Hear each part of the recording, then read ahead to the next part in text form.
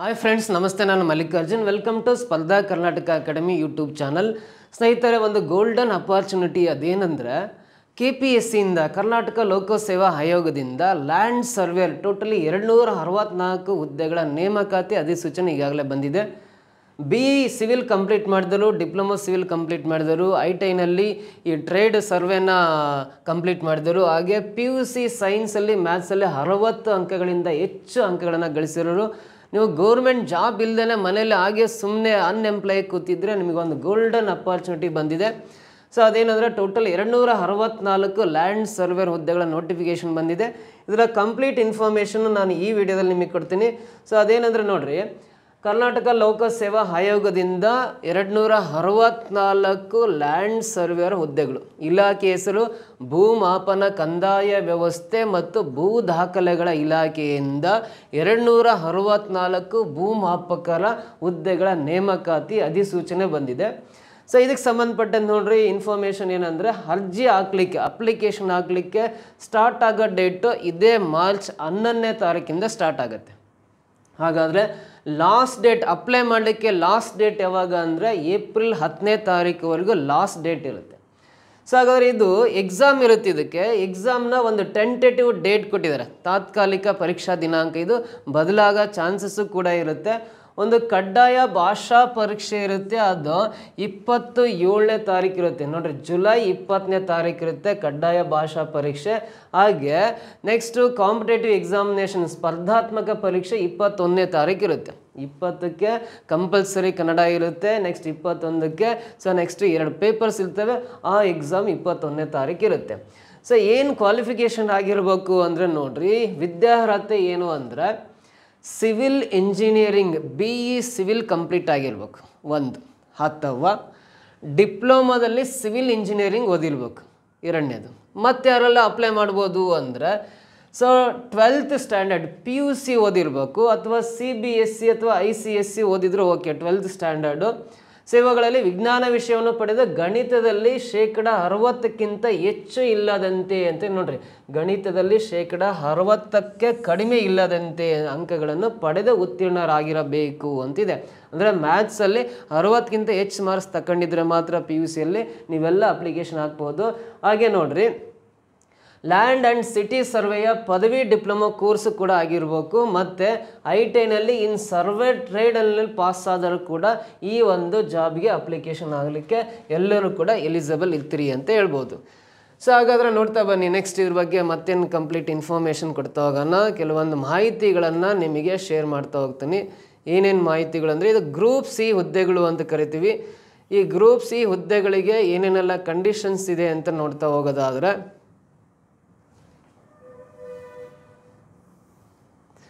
ಹೆಚ್ಚಿನ ಮಾಹಿತಿ ಬೇಕಂದರೆ ನೀವು ಏನು ಮಾಡಬೇಕು ಅಂದರೆ ಆ ನೋಟಿಫಿಕೇಷನ್ನ ಡೌನ್ಲೋಡ್ ಮಾಡ್ಕೊಂಡು ಅದನ್ನು ನೀಟಾಗಿ ನೀವು ಓದ್ಕೊಂತ ಹೋದರೆ ನಿಮಗೆ ಹೆಚ್ಚಿನ ಮಾಹಿತಿ ಕೂಡ ಸಿಗ್ತಾ ಇದೆ. ಕೆಲವೊಂದು ಇಂಪಾರ್ಟೆಂಟ್ ಕೀ ಪಾಯಿಂಟ್ಸನ್ನು ಮಾತ್ರ ನಾನಿಲ್ಲಿ ಈ ಒಂದು ವಿಡಿಯೋದಲ್ಲಿ ನಿಮಗೆ ತೋರಿಸ್ಕೊಡ್ತೀನಿ.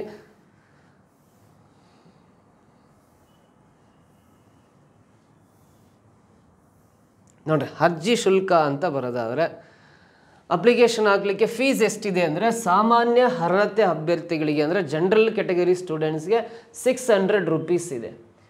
ಹಾಗೆ 2A 2B 3A 3B ಸೇರಿರ್ತಕ್ಕಂಥ ಅಭ್ಯರ್ಥಿಗಳಿಗೆ 300 ರೂಪೀಸ್ ಇದೆ ಫೀಸು.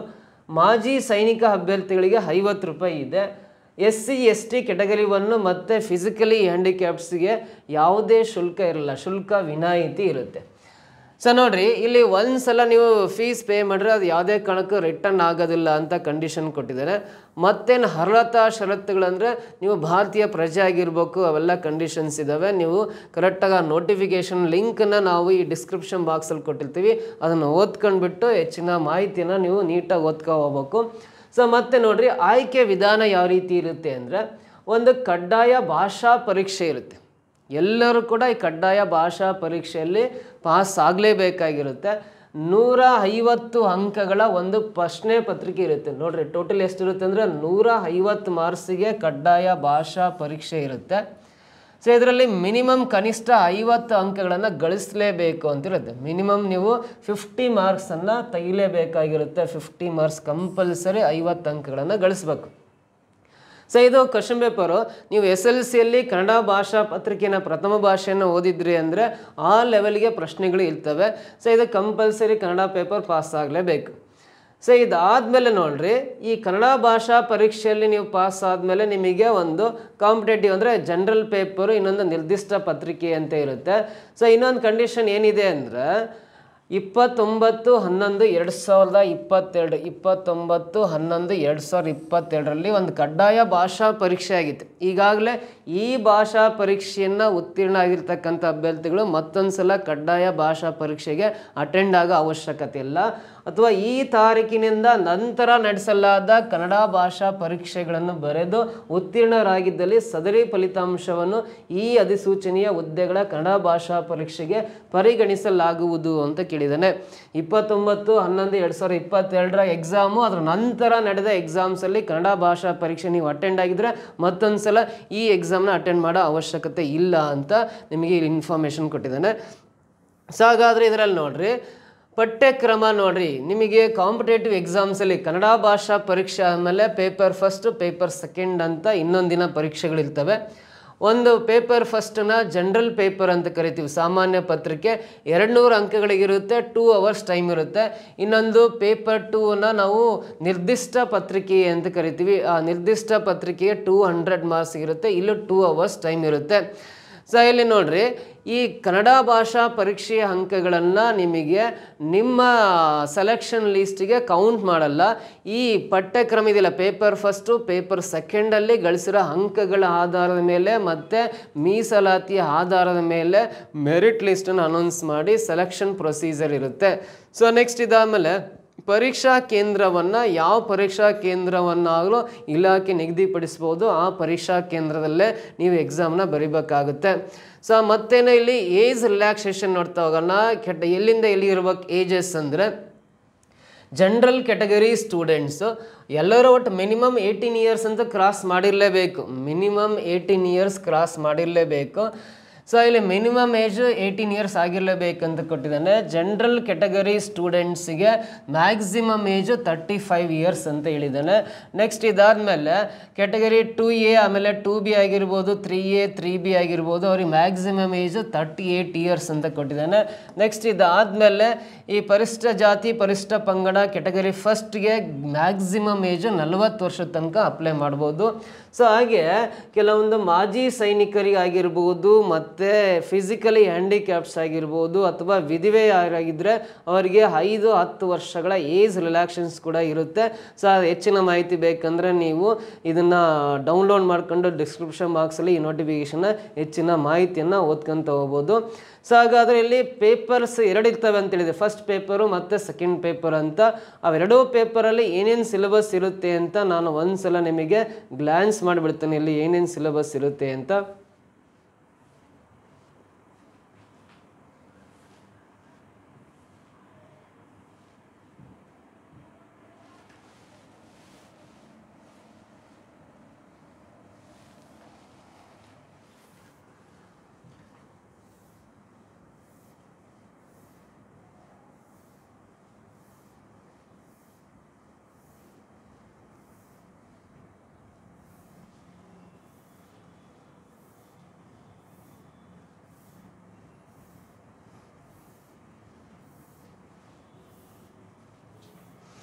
ನೋಡಿರಿ, ಪೇಪರ್ ಫಸ್ಟಲ್ಲಿ covering general knowledge of topics relating to current events, general science ಇರುತ್ತೆ, and matters of every day observation and practical knowledge as may be expected of a person who has passed the prescribes qualifying examination ಅಂತ ಕೊಟ್ಟಿದ್ದೇನೆ.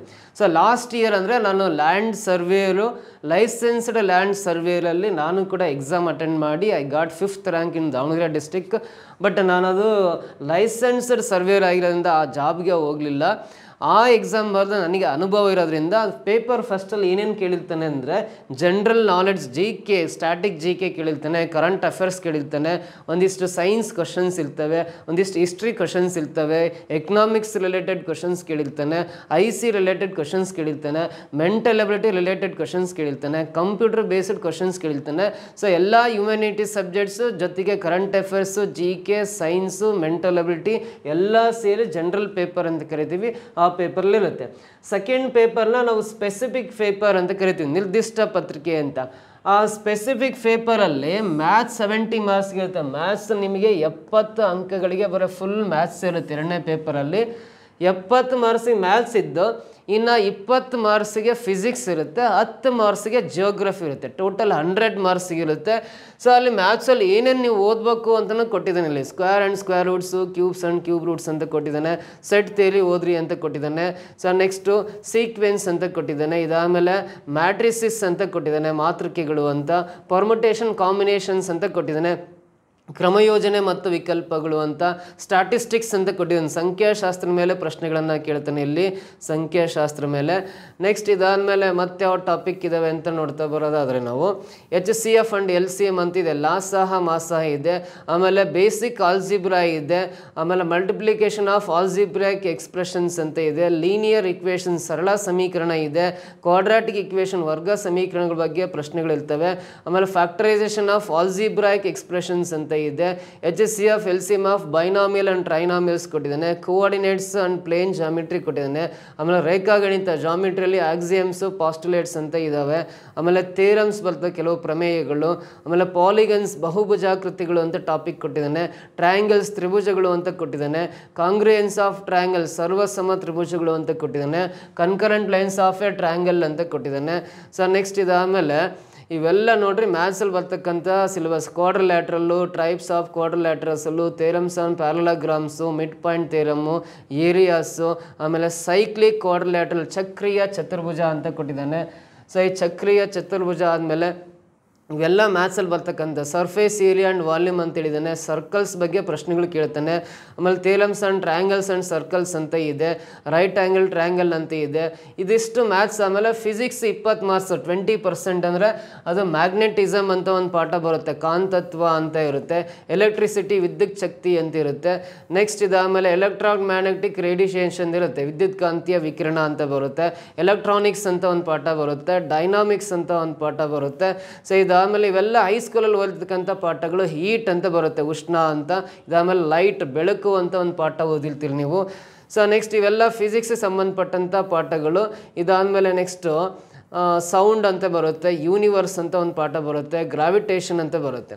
So ಜಿಯೋಗ್ರಫಿಯಲ್ಲಿ the earth ಅಂತ ಬರುತ್ತೆ, ಆಮೇಲೆ the lithosphere ಅಂತ ಬರುತ್ತೆ, maps ಬರುತ್ತೆ, ನಕ್ಷೆಗಳು ಬರುತ್ತೆ ಜಿಯೋಗ್ರಫಿಯಲ್ಲಿ.